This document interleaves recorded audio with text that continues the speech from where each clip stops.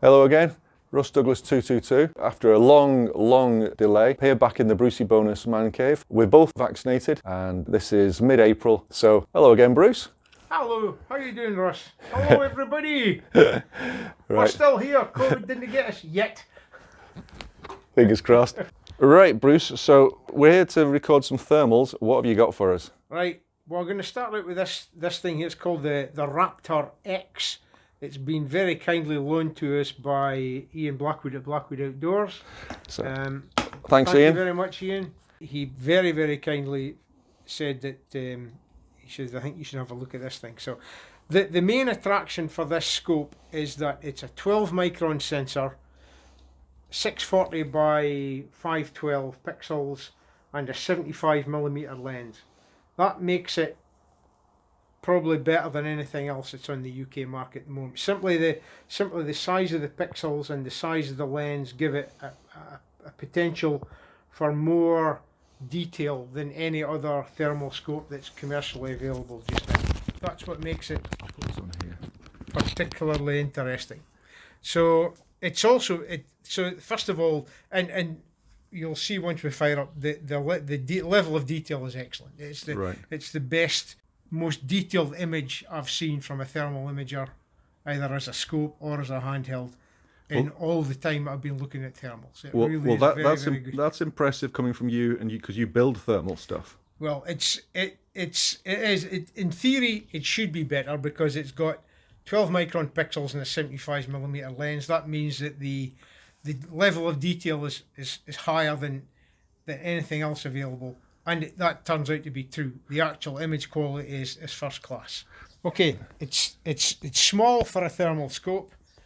It's bigger than a pard, but not that much bigger than a pard. Right. Okay, and if I bring across my current thermal rifle scope, which I've been using for about 4 years, and is also a 75mm lens, 640 pixel scope, but 17 micron, then you'll see the difference in size. There's no bolt, no bullets, and no ammunition, no magazine. So Bruce is not going to dismount this because it's zeroed. So, as you can see, if I put the two of them side by side, there's a big difference in size. Right, so this Raptor-X is a tidy size. And you mentioned its base mag? The base magnification is times 4.2, right, which is high for a thermal scope. This is about times 3. Okay. So times 4.2, it's got digital zoom times 2, which we bring up to 8.4, and it's also got PIP, picture in picture, which doubles that again. So within the PIP window, you can be up to times 16 magnification. Right, which is good, again good for thermal. Yep, it's great. I mean, and the image quality in the PIP is sufficient to be able to take clean shots at distant targets. Excellent. This is a long range scope. This is not a scope for going ratting. Awesome. It's way too much high magnification narrow field of view. Right. But if you're into long range foxing, then this is a baby. I've got some video, which we'll add into your video of videoed some stuff with a badger last night at 250 yards, which is roughly the same size as a fox. And once you get the contrast and the brightness settings just the way you want them, the image quality on the badger is fantastic. Excellent. Really good. Excellent. So for me, the big pluses with this scope are, first of all, the image quality, simply because of the sensor it's using. Secondly, the size and the weight is very small and neat compared to what we've looked at here. And thirdly, thank goodness they're using an 18650 battery. Woohoo! And the battery lasts forever. Right. And so I expect the runtime for one battery to be 8 to 10 hours easy, maybe even longer than that. Based on your based on the tests I've done with this particular battery, I measured the power consumption of the scope.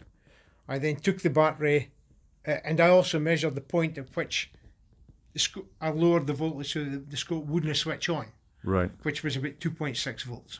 Okay. So I then took the battery, fully charged it, stuck it in my battery tester with a cut-off voltage of 2.6 volts, and at drawing the same amount of power as the scope draws, which is about 1 watt, and the battery ran for 12 hours and 8 minutes. Now, I'm not saying that if you put the battery in here, it's going to run for 12 hours and 8 minutes, but it's got to run a long time. Yes. So if you were going out, even for an all-night session, one spare 18650 in your pocket and you're good. You're not. That's excellent. And no proprietary batteries, no built-in battery, which to me are big things. I mean, yeah, the big pluses. a lot of thermal scopes now have got onboard built-in batteries, which can be a pain for recharging. Yeah. Even the pulsars are using proprietary removable batteries, which are expensive. Yeah. I mean, we'll go into the Krypton later on, which has got a proprietary external battery pack, which cost 80 quid. I mean, a battery for that's a fiver. Yeah.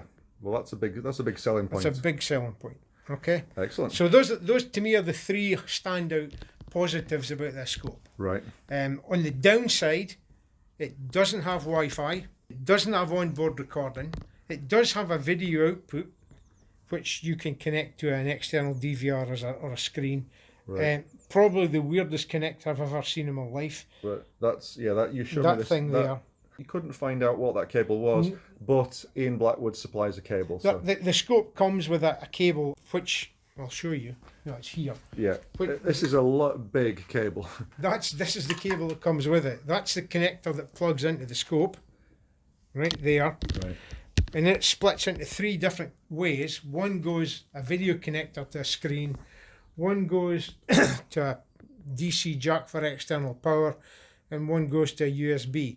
So you wouldn't be wanting to carry that cable around with you in your pocket if you were going out at night. No, you would not. So in practice, video recording would not be very straightforward. No. Unless if you could find that particular connector and make up a cable just for a video recorder, it could be done. So, as I say, no onboard recording, no Wi-Fi, external video recording possible, but not particularly practical. Yeah. Short section of rail here. 3-slot Picatinny rail. You could put an LRF on. Yeah, that would be the obvious thing to do, but there's no point in having an illuminator. No. Although, some folk would actually put a torch on there to let them see what the shot or something like that, Okay. But yeah, for me it would be a rangefinder. Yeah. I suppose maybe target identification, but if this thing's as good as it sounds, as good as you're saying, you're going to be able to differentiate between a badger and a fox, no problem. So the controls, and you've got your normal diopter control for the eyepiece focus, the rubber eye cup, which you can take off if you want. Focus control for the lens at the front, which is quite good. It's kind of a clicky control. It's got slight clicks. You can feel the click. It's tactile, but that's for focus. That's for focusing the objective lens onto the sensor. Okay. Power button and the control button, which allows you to get into the menu and adjust the settings in the scope. Right, and the control button, that rear button is it's a push and turn. Right. Oh, and it's got positive clicks as well. It's got clicks as well, yeah. Right. The scope calibrates in the same way that pulsars calibrate. Yeah. This is what we call shutterless. That one never calibrates. It does it all the time by it's continuous calibration. Right. But this calibrates. It's automatic calibration. Right. You can force it to calibrate by short pressing the power button, but when you do that, you've got to cover the lens.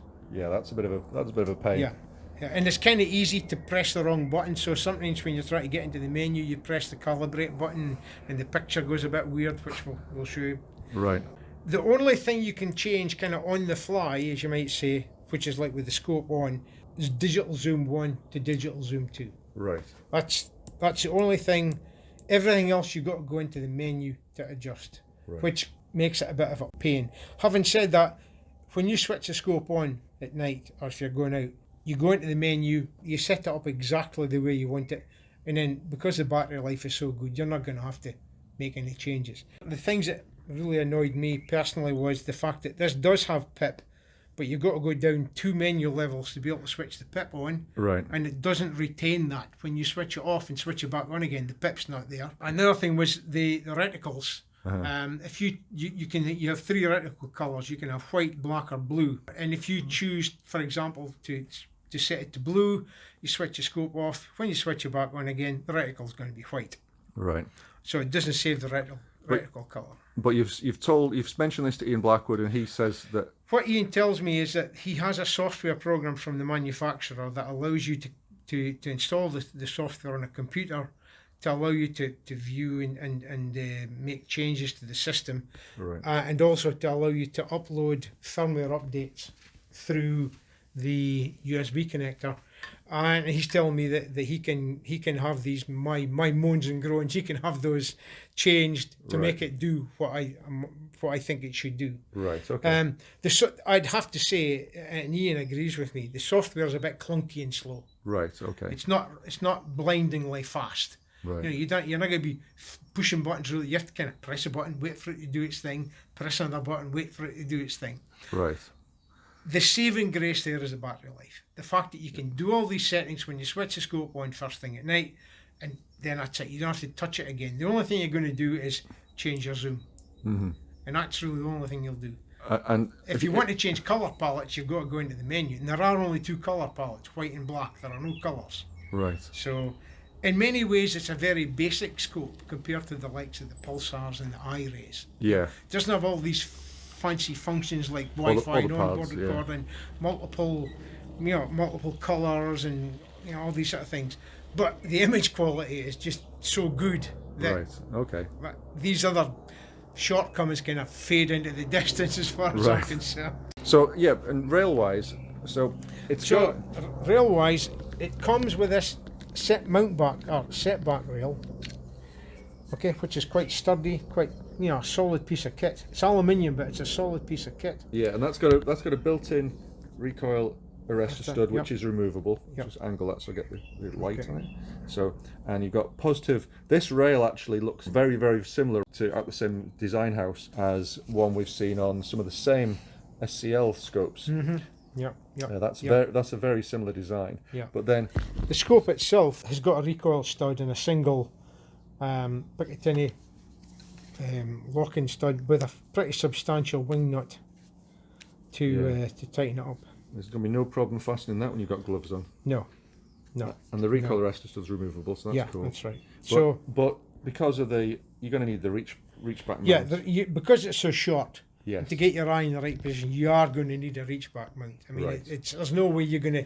If I were to put that on there, for example, as far back as a standard Picatinny rail bolted to the top of the action would go, you can see where the eyepiece is. Yeah. For me, the eyepiece has to be back here. Yeah. So that's where the reach back mount essential. The reach back has got to be essential to get you back to where you need to be. Right. Okay. And it comes with that. Yeah. It comes with that. So okay. So the reach back mount's included. The reach back mount's included. So what we'll do now is we'll put this up on the Brucey bonus plate, and we'll get it mounted up. Right, so Bruce is rigged up. He's got a 5.5 inch monitor and a power pack. I've got the Brucey bonus multiple Picatinny plate, as many of you will be familiar with from our previous videos. This is just to make things a bit easier for videoing. Yeah. Rather than try to take video through the eyepiece. Obviously, anything you record and the recordings I've done are all pretty low resolution. It's not the video output is not HD. It's standard analog video. But it's thermal anyway, so it's That's right. You haven't got an HD sensor to start with, so. Yeah. Oh. Right. There we go. So that's the screen on. I can see the narrow field of view straight away. Mm-hmm. Mm-hmm. So that's showing the corner of the window opposite. If I just zoom in a second. Sorry. So that's what we're looking at on the window, and that's the field of view of the scope. Mm-hmm. And am I right in saying that's stretched? The horizontal stadia, that's stretched compared to the vertical. It looks it. Yeah. I wonder if that's from the display, from the video out, from the cable, or from the monitor. Sorry, you were looking at digital zoom 2. That's it. Sorry. That's it in digital zoom 1. Right. Okay. So that's the field of view on digital zoom 1. So that's on the base. That's base magnification 4.2. Yep. Brilliant. When I go digital zoom 2, you'll notice that this reticle is scalable. There are 7 different reticles, but this is the only reticle that's scalable. All the rest of the reticles stay the same size, irrespective. So this reticle's first focal then? Yes. Brilliant. Now I don't know if it's mil dots or MOA or what it is, or if it's neither, but it does scale. I've got it pointing here so you can see the reticle clearly. We can go through some of the menu options. First of all, as I said, the only thing you can do on the fly is change it the zoom level. Right. Digital 1, digital 2. And you can press the power button to force calibration. Right, what I'll do, if I press the front button to force the calibration, it's going to say cover lens for calibration. And now it goes all weird and funny because we didn't have the lens cover. Right. So how long does it take to come back? So or do you have to switch it off? It doesn't. I need to cover the lens and do that again. See, so now it's right. That's it calibrated now with the lens cover on. Right. So we take the lens cover off. We get back to. So if you force calibration in a timely manner in order to take a shot, you need to put the lens cap on or cover the lens. In practice, it automatically calibrates. So you would only be forcing calibration in fairly unusual circumstances. Most of the times when I've forced it to calibrate is because I've put my finger on the wrong button. I've meant to do that and I finished up doing that and it's calibrated on me. And I've done it without the lens cover on, so it goes. So then I have to put the cover on, hit the button again. But that's just down to me not being particularly familiar with the scope. Because you get 3 different things in a line here, with a bit of practice, that wouldn't happen. So let's go into the menu, have a look at the different menu items. On the screen, you've got 3 icons. You've got your battery condition icon. This is a colour palette icon. The little white dots tell me I'm in white hot. Okay. When I change to black hot, those little white dots will become black dots. Okay. And that tells me the level of zoom on, which is kind of pointless because I can see right away what level of zoom I'm on, you know. Yeah. Bruce has rigged this up so we can see this, but this is what you'll see through the eyepiece while going through the menu. Yeah, exactly. So, and it does record the menu as well. It does records PIP as well. Okay. So let's go have a look at the various menu items. So a long press on the button brings up the menu. Quickly run through it. First item is palette, white or black. So if I press the button again, I can change it white hot to black hot. Now black hot looks rubbish just now because the contrast and brightness settings are all wrong for the fact that it's a bright sunny day outside. Yeah. So I'll put it back to white hot. Next, if we go and move down, we get to contrast, and there are 7 levels of contrast. And you just go around 1, 2, 3, 4, 5, 6, 7 back to 1 again. Okay. I've got it set at 1 just now because I thought it gave me a better image. You'll notice quite a bit of difference between the contrast and brightness settings whether you're in white hot or black hot. And the video I've got last night of that Badger, I've got it in white hot and in black hot and at different contrast settings, and the difference in the image quality is unbelievable. Right, okay.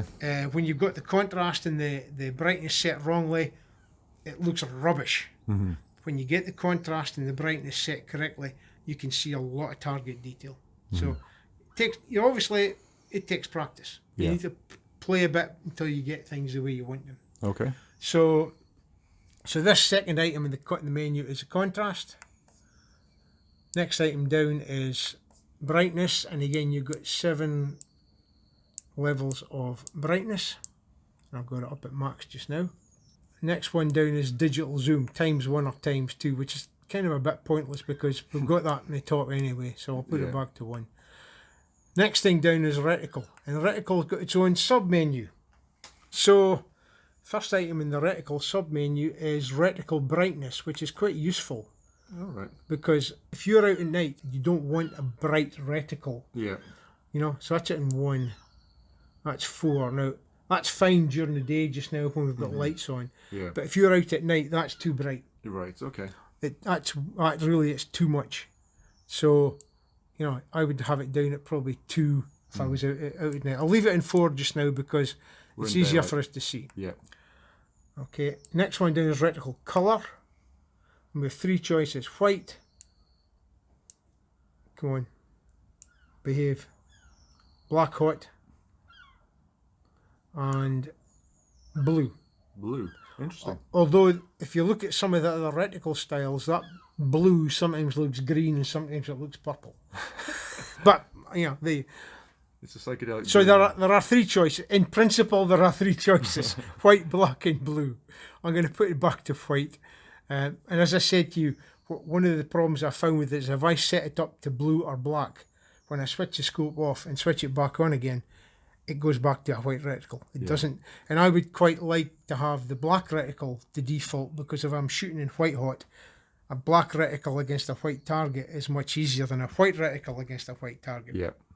That's one thing I'm sure that would be a fairly simple firmware fix. Right. Okay. That's not a big deal. Okay, so next thing down is zeroing. Now this is interesting.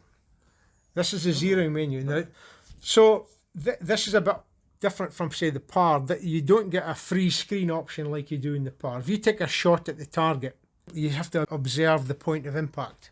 Right. And you really need to do your zeroing at 100 meters, because how this works is that these scales, if I turn that there, if we're going to change the X value, the horizontal position, to get into that, you see that just changed. That illuminated, yeah. And it moves in steps of 2.7 centimeters. Huh. So, and according to the manual, one click moves the reticle, moves that cross by 1 pixel.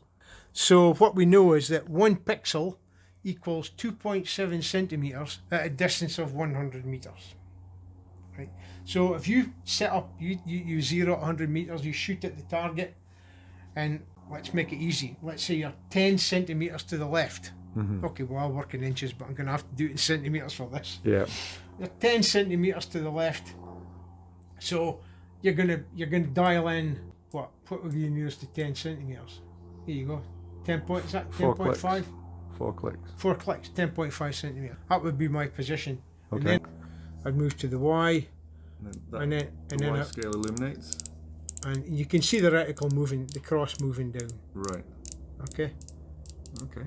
Now I'm not sure exactly how much adjustment you've got, but what I do know is that if you do then save the reticle position, you come out of this menu, you save the reticle position, that when you change the digital zoom, the reticle doesn't move, it doesn't go back to center.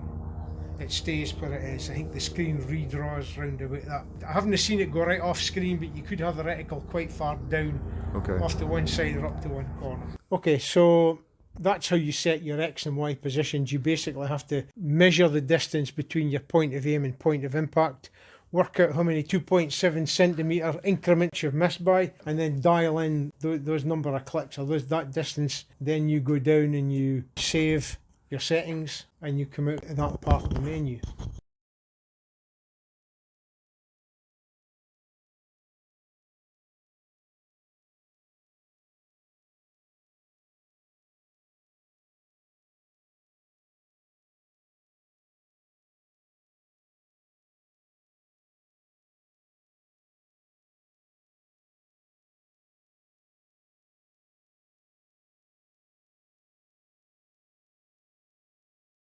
The next bit of the reticle menu are the different reticle styles. I said there are 7 reticle styles. Okay. Only one of which is scalable. So only one first focal plane. That's the one we're looking at. One on the screen. And just to remind everyone, the screen stretches the image slightly. So I believe looking through the eyepiece, that's a symmetrical reticle, symmetrical crosshairs. So they've got a couple of weird ones. Upside down T's. Oh. Which I've never seen before. Right? Yeah. That's number 7. So that's an upside down T with a floating cross in the middle. Number 1 is just a very small cross in the centre. Okay. Number 2 is another upside down T. Why, Don't ask me why. Could have been they loaded it in a wrong way around when they did the firmware. Yeah. I've never seen that before. That's a bit more traditional, as you might say. That's a traditional duplex, isn't it, more or less? Yeah, pretty much. And that's similar with a floating cross. Quite a lot of people will use that, I think. Yeah. This is actually my favourite one, to be truthful. Right, this is the one I think I would shoot with, and I'm going to explain why in a little while. Okay. And that's number 5. Number 6 is back to the scalable one. Scalable first focal plane reticle. Yeah, I'll leave that one on the screen. Okay.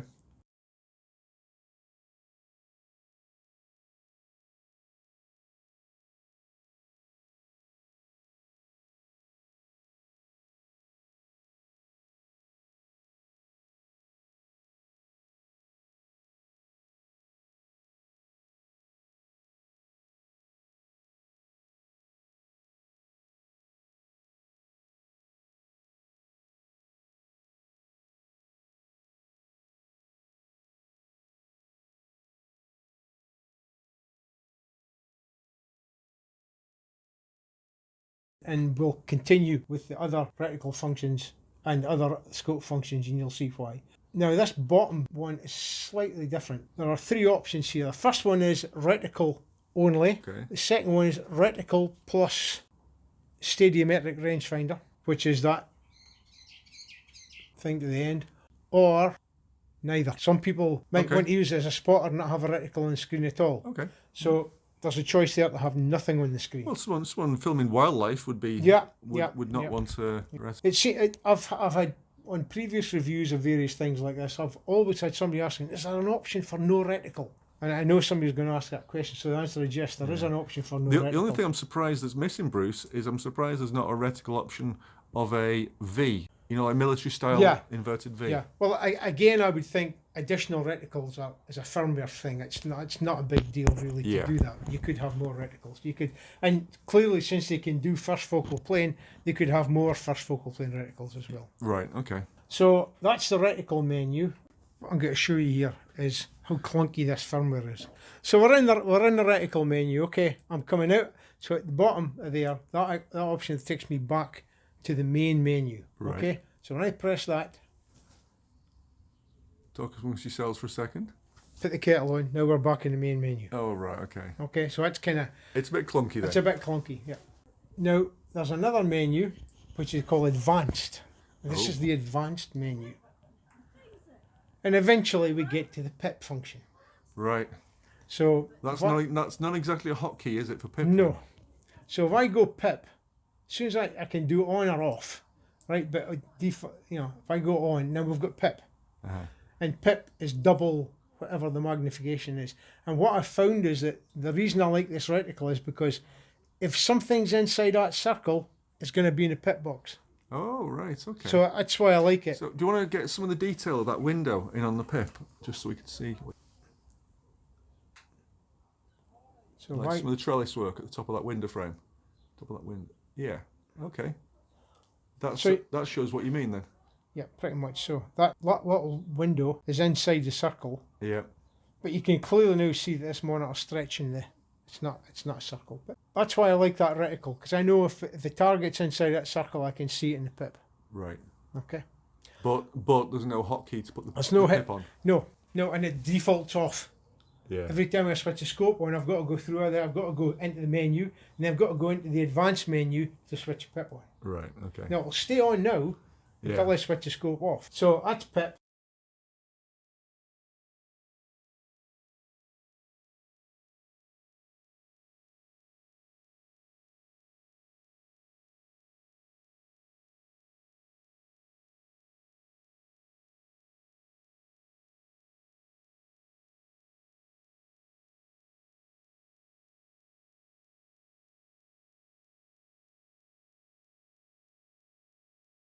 Next one down, this is the screen brightness. So you're not going to see that here, but if I was looking through the eyepiece, right, it's the display brightness. Okay.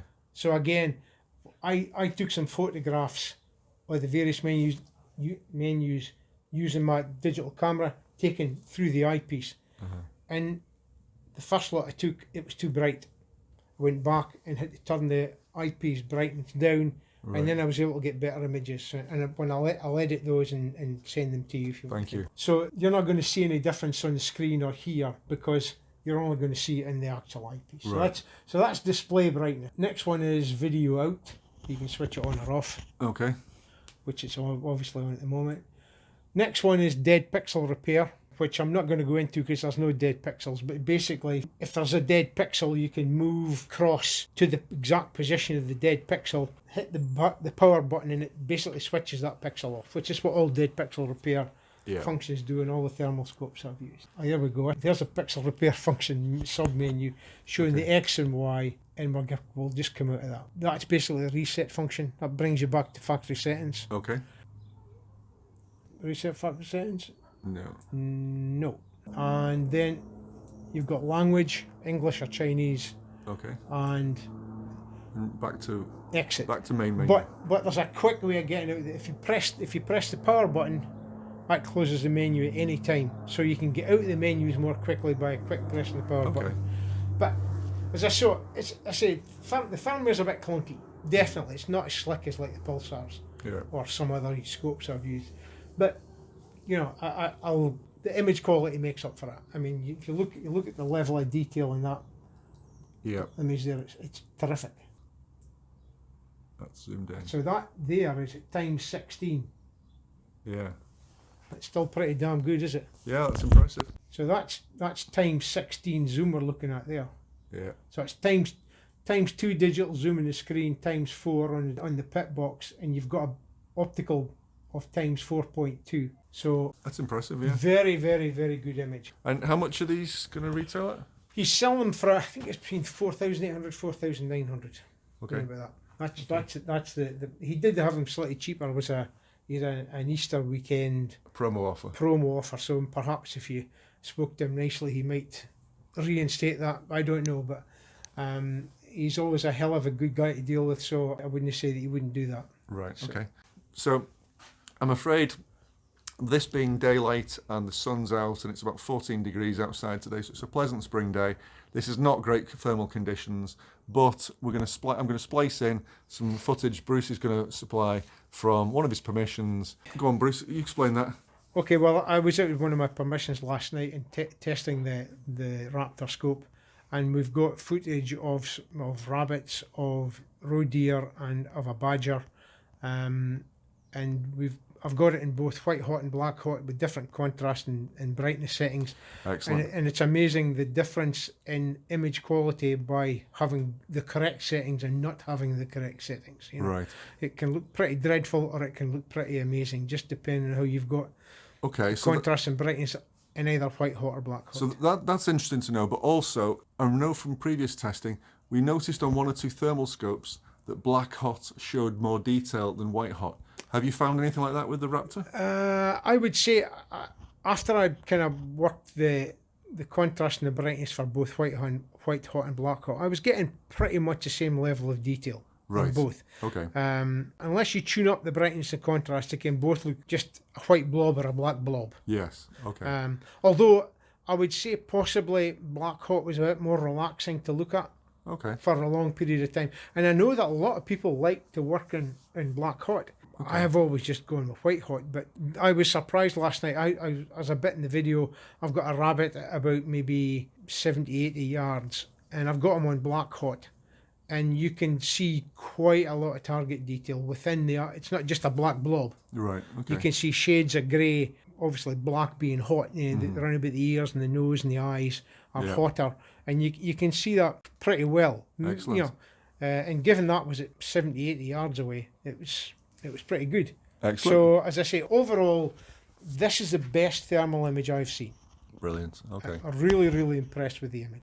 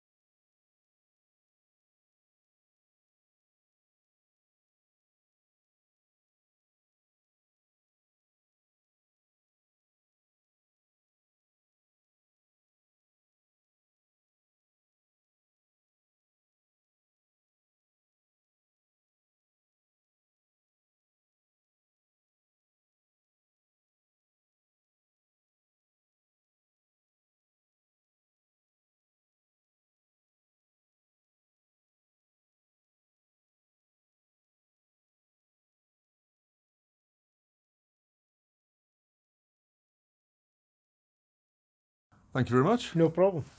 No problem. Thanks for your time, Bruce. And I can put the microphone down now. What we going to do now